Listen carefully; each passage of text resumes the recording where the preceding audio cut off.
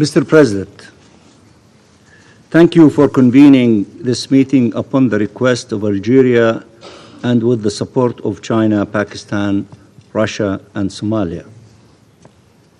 I want to thank Mr. Turk, High Commissioner of Human Rights, for his presence among us and his briefing. Allow me also, Mr. President, at the outset to salute Dr. Yunus Al-Khatib, and through him, the heroes of the Palestine Red Crescent Society and the other humanitarians who are also the victims, rescuers needing to be rescued. While this council was convening to address protection of humanitarians and its resolution 2730 yesterday, we were mourning 15 humanitarians, including 8 members of the Palestine Red Crescent Society, killed and buried under the sand together with their ambulances, a UN vehicle and a fire truck, shot in their head and in their chest multiple times, with several of them with their hands and legs tied. They were executed for performing their sacred mission, killed for trying to save lives. And I sent to you, Mr. President, a few minutes ago, a tape that was sent to me that was found in the body of one of the martyrs who videotaped this attack against the convoy while all of the cars with their lights on and the sirens on when they were ambushed by the Israeli army. And I leave it up to your discretion to share it with our colleagues to see with their own eyes exactly what happened. I was also told that there is another longer tape. They are trying to make it available to all of you to see the evidence of this crime through the eyes of one of the victims. Mr. President, this is a multi-layered siege, blocking humanitarian aid completely, but also making sure the civilian population is denied any assistance by killing humanitarians, destroying hospitals, and bombing shelters. Yesterday, the world has watched again as Palestinian civilians, including children, were burned alive after the bombing of an UNRWA clinic where they had found refuge. And today, an Israeli strike on a school in Gaza City, sheltering displaced families, killed, as far as we know now the number, went rising to at least 31 killed, and wounded at over 100, the majority of them women and children. Massacre after massacre after massacre. Israel's objectives is clear. Maximum despair to convince the Palestinian population that the only alternative to death is displacement out of Gaza. Mr. President, this is what Israel claims is pressure, quote unquote, killing tens of thousands of innocent Palestinians and denying them humanitarian aid indispensable to their very survival. Minister of War Katz confessed to this policy of collective punishment, and I quote, expanding the operation will increase the pressure on the Hamas murderers and also on the population in Gaza, end of quotation. He is not hiding that the target of this so-called pressure is the entire civilian population. What he dupes pressure being applied on the Palestinian population in Gaza is mass starvation, mass killing, mass destruction, mass displacement. He goes on to tell on the residents of Gaza to act now to remove Hamas and return all the hostages, saying This is the only way to end the war. So the civilians being killed and maimed and displaced are the ones who bear the responsibility to end the war. Palestinians want life. They want the genocide to end. They want the horrors to stop. They want to be treated as human beings. They want to mourn their dead and to try to find a way back to life. They are shouting it out to anybody willing to hear. Israeli bombs make no distinction. For them, all Palestinians are guilty and all of them deserve to die. This morning I listened to a speech by my brother Yunus al-Khatib in a meeting organized by the Committee on the Exercise of the Inalienable Rights of the Palestinian People. In that meeting he said many moving things, but one sentence captured my attention. He said that we, humanitarians, our job is to save lives. We do not make peace. It is your job. He was referring to delegates. And I thought that that is very telling. Him and his likes, they are in the business of saving lives, although they are losing their lives while they are doing that, but it is the business of all of you to make peace. He made that statement. So I hope that you allow me to repeat it on your behalf, because I thought it would be very appropriate also to be shared by the mighty Security Council. Mr. President, Israel's true objective is not the release of the hostages, but stealing Palestinian land. After having spread death and devastation across Gaza, Netanyahu has announced he is now dissecting Gaza, cutting through the territory and splitting it into pieces to annex it. Netanyahu spoke of seizing territory openly and unapologetically.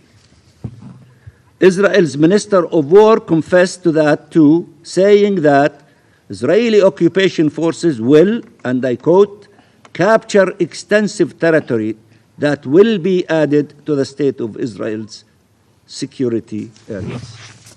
End of quotation. Israeli leaders in parallel continue taunting and taking every action to advance the so-called voluntary migration, the code name for forcible transfer of Palestinians. The widespread condemnation of these Israeli actions have yet to translate into effective pressure to force it to stop. It is mind-boggling that such outrageous confessions to such terrifying crimes that have been taking place for such a long time with such an impact on millions of Palestinian civilians can still go unanswered. Mr. President, in the West Bank, the same ideology is at play. 40,000 Palestinians displaced within weeks, destructions and devastation of civilian infrastructure, and an unprecedented push for emptying land of its Palestinian population in the pursuit of permanent annexation. The E1 plan, which has been denounced internationally for 25 years, is now moving forward at an accelerated pace. It would further sever East Jerusalem from the rest of the West Bank, cut the West Bank in two, and amounts to annexation of vast areas in the heart of the West Bank, thus dealing a fatal blow to peace efforts. We often speak of displacement of communities, but it is important that those sitting around this table fully grasp this reality. I wish that they could hear directly from Basil Adra from Masafer Yatta, who is sitting behind me back there.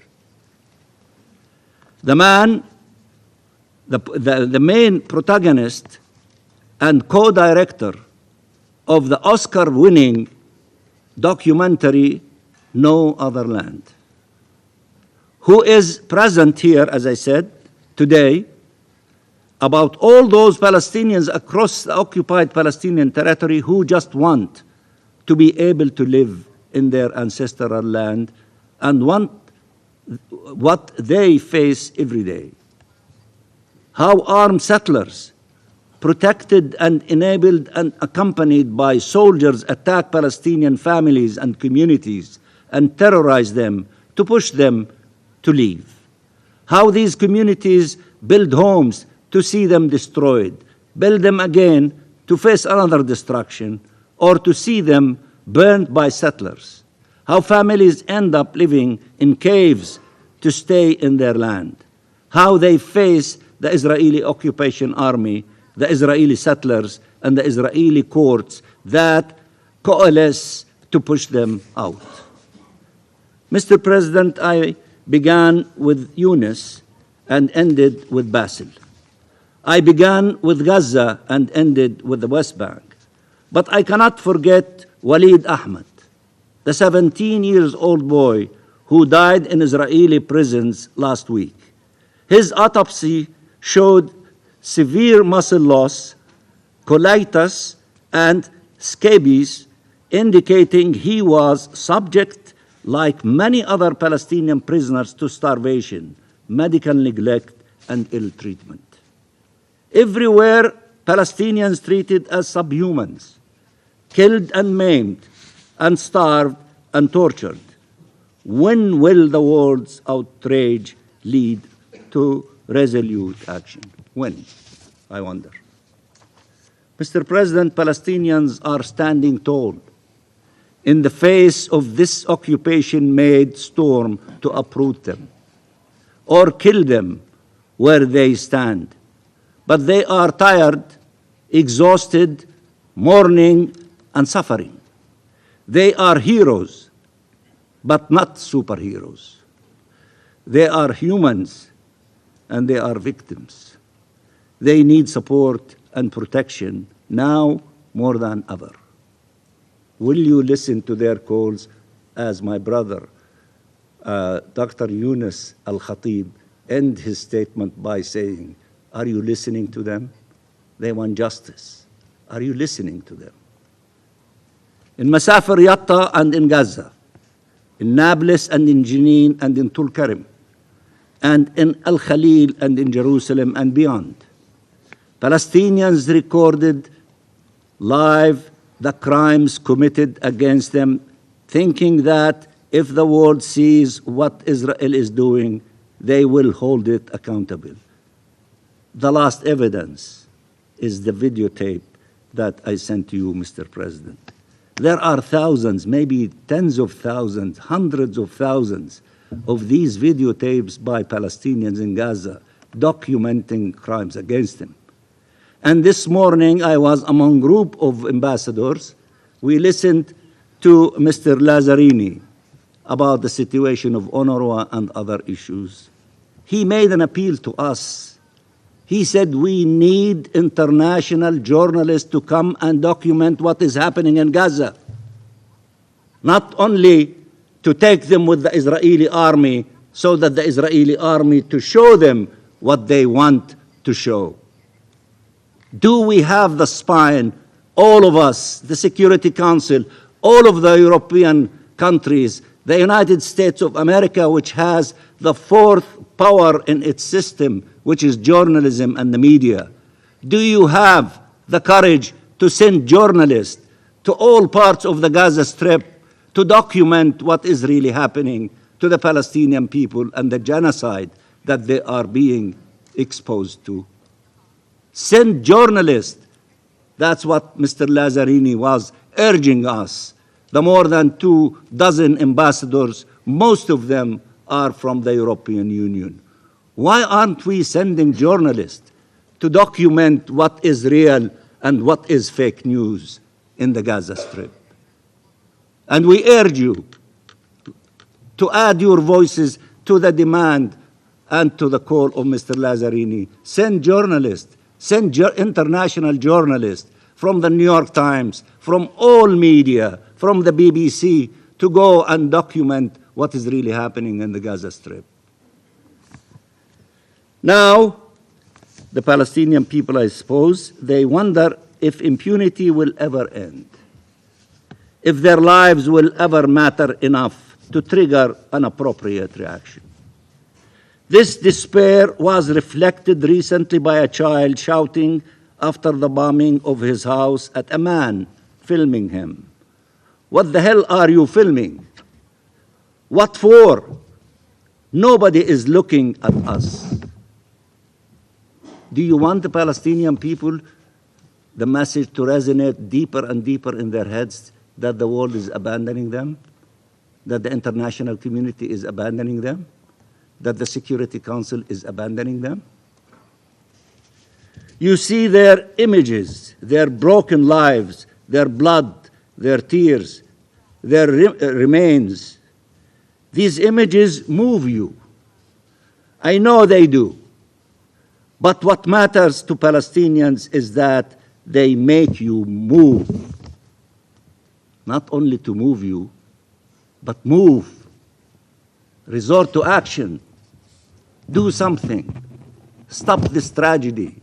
Stop the killing of the Palestinians. Stop the firing. Demand a ceasefire, permanent ceasefire now, as you have decided in many resolutions, including Resolution 2735, and including the agreement, which was brokered by the United States of America, the current administration, few days before the inauguration of President Trump, and Egypt and Qatar. It was an agreement between Israel and Hamas, and those are the guarantors. Implement what you negotiated and you agreed to, and the Security Council reflected it in a Security Council resolution, the essence of it, 2735. You see their images, as I said, their broken lives, their blood, their tears, their remains. These images move you. I know they do, but what matters to Palestinians is that they make you move. They need to make governments across the world dare to do all the things they are still unwilling to do to bring this nightmare, this catastrophe to an end. Enough occupation and wars, enough suffering, enough bloodshed.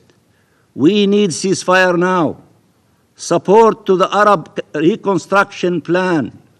Concrete and decisive measures adopted at the International Conference on the Peace Settlement of the Question of Palestine and the implementation of the two-state solution to be held in June and co-chaired by Saudi Arabia and France. The Council must clearly support such an immediate ceasefire in line with its Resolution 2735. It must support reconstruction, freedom and peace in line with its mandate. Let life prevail. Let justice, freedom, and peace prevail. Let two states live side by side. Let all civilians be safe. Let our region unleash its true potential with shared peace, security, and prosperity. Yunus and Basil and so many others are doing their part. They need you to do yours. Thank you, Mr. President. Thank you, Mr. President. Let me start with my conclusion for our last debate. This war will not end until the 59 remaining innocent hostages are released and Hamas is driven from Gaza. Yet, every few days, this council convenes again to address the situation in Gaza, and every time the same pattern unfolds. Hamas commits an atrocity, Israel takes action to defend ourselves, and somehow the story that gets told in this room is upside down. Allow us to set the record straight. Take the incident on March 23 concerning the Red Crescent. Inside those vehicles which are supposed to save lives, were active Hamas terrorists. 9 terrorists were eliminated, including Muhammad Amin Ibrahim Shubaki, a Hamas terrorist who directly took part in the October 7th massacre. I ask you, Mr. El-Khatib, what he was doing there? What he was doing in an ambulance, a Hamas terrorist who was in Israel on October 7th. Why he was connected to that? What is the connection between humanitarian work and terrorists of Hamas? Israel mourns the loss of innocent life wherever it takes place. We especially mourn the loss of any humanitarian workers. There must be, however, a reframing of the approach this Council and humanitarian agencies are taking. How did 9 Hamas terrorists find themselves traveling inside Red Crescent ambulances in the middle of the night? The presence of those terrorists puts everyone's lives at risk. If we really want to protect civilians and humanitarian workers, the vetting system of such organization must improve immediately. Otherwise, we will find more taxpayer money in the pockets of terrorists and more innocent lives in danger. As I have said, we are investigating all of those incidents, and we respect the work of UN personnel. However, this Council must acknowledge the infiltration of some agencies and their activities by bad actors. A prime example of the need for better vetting was discovered just 2 weeks ago. A UN worker was being treated in Israel, and something deeply disturbing was uncovered.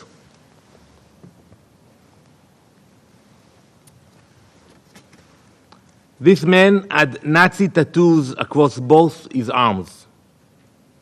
On one arm, as you can see, the man had the motto of the SS, a UN employee.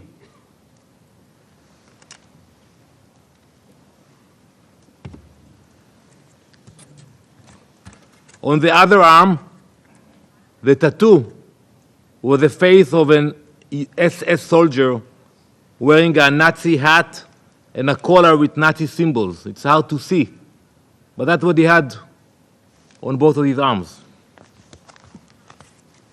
Let me repeat. Underneath a shirt bearing the UN emblem were markings which glorified the Nazis. Who is approving these people?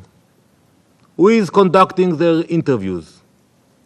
The presence of such disgusting symbols on UN personnel should shock every member of this Council. So let us be clear. When terrorists operate in active combat zones while using humanitarian vehicles as taxis, we will do whatever it takes to protect our soldiers and our citizens in accordance with our international obligations. That is the price of defending human life in a war Hamas started and refuses to end. Of course, this is not a one-off. It is part of Hamas's system.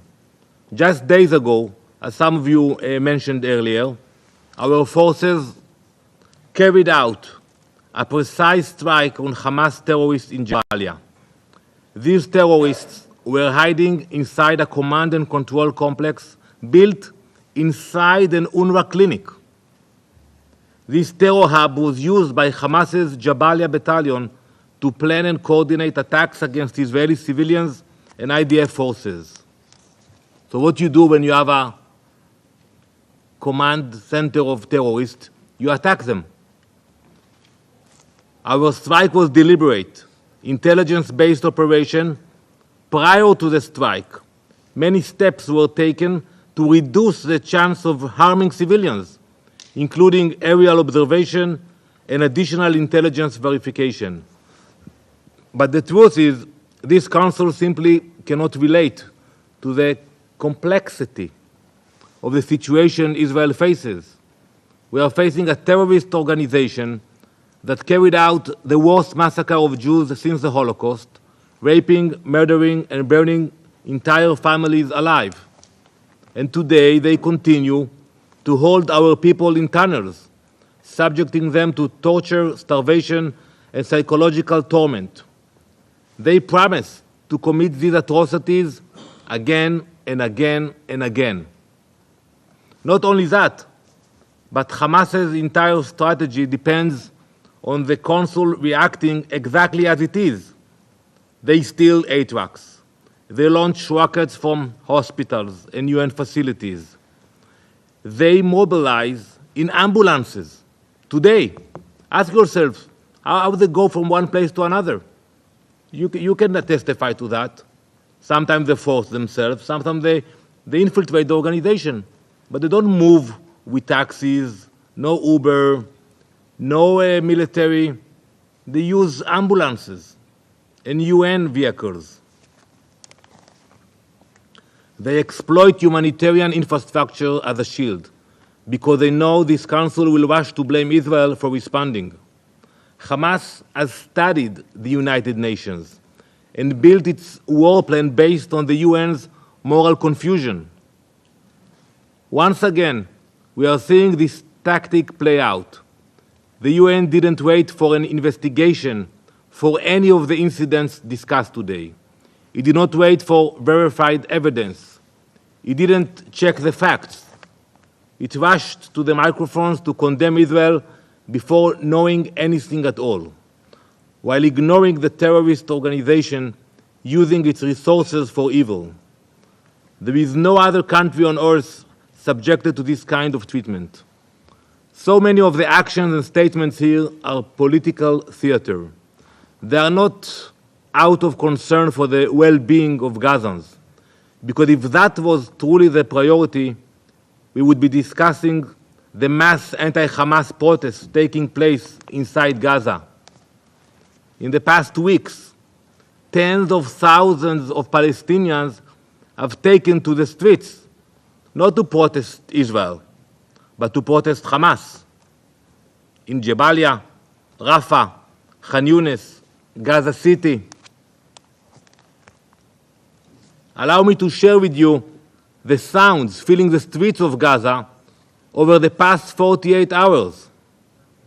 It will be in Arabic, so I welcome you to listen to the translator. In this audio, you can hear the incredible bravery of some Gazans, bravery which so many in this building are lacking.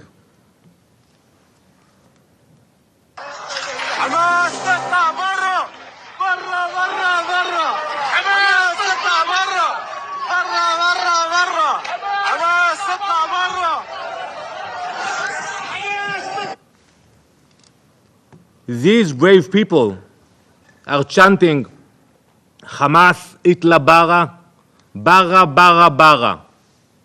Hamas go out, out, out, out. You can imagine how Hamas responded. Not with dialogue, not with reform, not by releasing our hostages and ending the war, but with public executions and torture. Uday al-Rubia, a 22-year-old from Gaza City, was kidnapped, beaten with iron rods, and dragged through the streets with a rope around his neck. What was his crime? Speaking out, organizing peaceful protests, demanding a future without Hamas. He was returned to his family moments before his death, broken and lifeless. Still, the mourners at Uday's funeral shouted in defiance against Hamas. Again, they shouted. Another brave young man, Hussam al-Majdalawi, was shot in the legs and abandoned in Nusrat Square. Mr. Mansour, these two young men, Uday and Hussam, have shown more bravery than you ever have. You speak here every time. For years, you still cannot bring yourself to even mention Hamas, let alone condemn them. How many times you have spoken in this council, but you cannot mention Hamas, you cannot tell them the truth.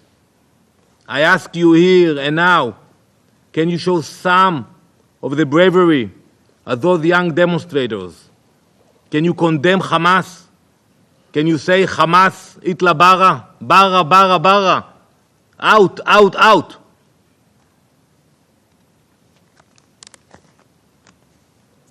By your shameful silence, you stand with Hamas. By your shameful silence, you stand against the people of Gaza. By your shameful silence, you desecrate the UN Charter and its values. This Council and the entire UN has a choice to make. You can continue shielding Hamas under the cover of neutrality, or you can finally listen to the people of Gaza and support their cries for liberation from Hamas. You spoke about occupation of Gaza. I'm telling you here, and it's recorded, we have no intention to stay in Gaza. We left Gaza in 2005, completely. We didn't leave one community, not one soldier. We took out the cemeteries from Gaza. We left 20 years ago. We have no desire to go back. Distinguished colleagues, Israel will continue to defend its people. We will continue to take every measure possible to protect civilians and humanitarian workers, and we mourn every innocent life lost. However, we will never allow Hamas to rebuild under the false cover of human rights. Those days are long gone. We will not apologize for striking terrorist commanders. We will not hesitate to dismantle Hamas's terror machine, piece by piece, neighborhood by neighborhood, until the threat is gone. That is not our right. It is our obligation to our people, to our children, and to our future. Before I conclude, this war will not end on the UN's timeline. It will end when the 59 remaining hostages are released and Hamas is removed from power. There is no easy solution to a terrorist problem. There is no ceasefire agreement that can hold while innocent people remain in captivity. We are dealing with a vicious, sophisticated enemy with no red lines, no limits, no value for human life. We will do all that is necessary to defeat this dark force. We will act with determination until we bring back our hostages, every single one of them. Thank you, Mr. President.